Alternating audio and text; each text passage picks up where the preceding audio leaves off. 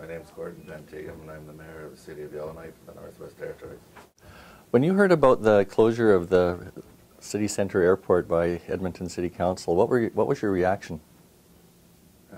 Well, as an out-of-province location, we had been excluded from general passenger service for many years.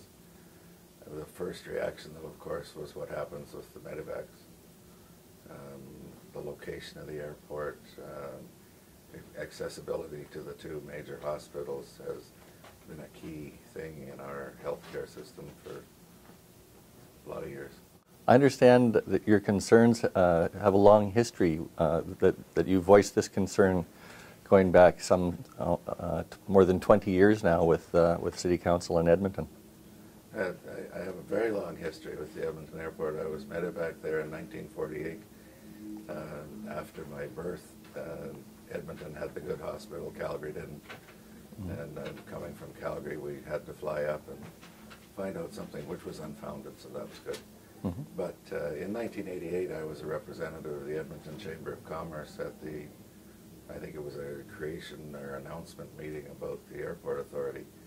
And I was there basically from the business perspective because of the economic impact of the downtown airport. And even at that time, there was discussion that it was destined to be closed.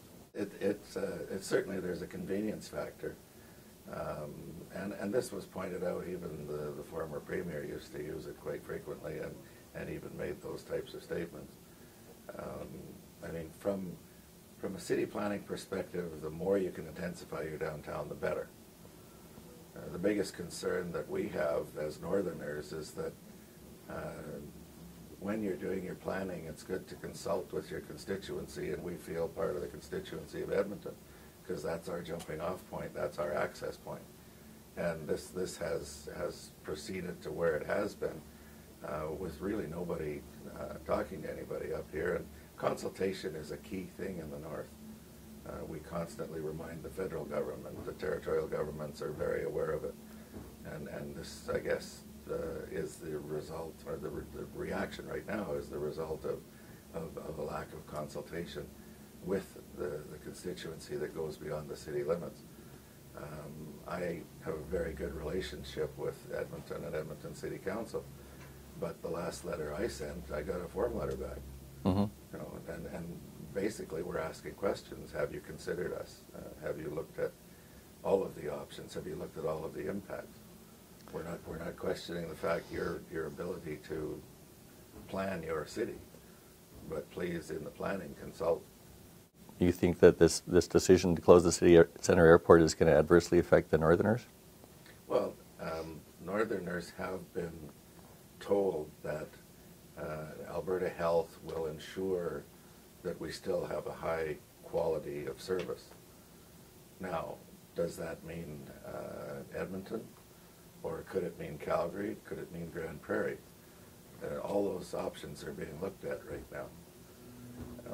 The one question that has risen recently is that we are assured that we will continue to have a high level of service, but the first action that's occurred is shutting down the ILS runway, which means that now, under certain weather conditions, access is restricted already. So if we're going to have the same quality of service while that's being determined, why is the quality of service changing? So then it becomes a trust question. I understand that the medevac service provides a blanket of coverage that all over the Arctic, way up to the high Arctic, where about a quarter of the geographic area of Canada ultimately gets funneled through the medical system, the medevac system. If they can get care in Yellowknife, they stop here. If it's beyond the capabilities of the services provided by Yellowknife, they get funneled through to Edmonton. And as you know, as I say, from a quarter of the area of Canada, it's a huge umbrella. I don't think that most Edmontonians understand the vital role that the medevac system plays, not just at the end at Edmonton, but also getting funneled through Yellowknife. Well, I'm sure you'll talk to people from further north, but Inuvik has a primary health care facility. If they can't handle it, they come to Yellowknife. If they can't handle it, it goes to Edmonton, that's quite a trip. And if it's life-threatening, as you take longer to get to somewhere, being able to access the facility quicker, the quicker, the higher the chance of survival. From the Kitikmeot region of Nunavut, people come in here from Cambridge Bay and all of the communities surrounding that, and they've got a Learjet service, so they're in here quite quickly.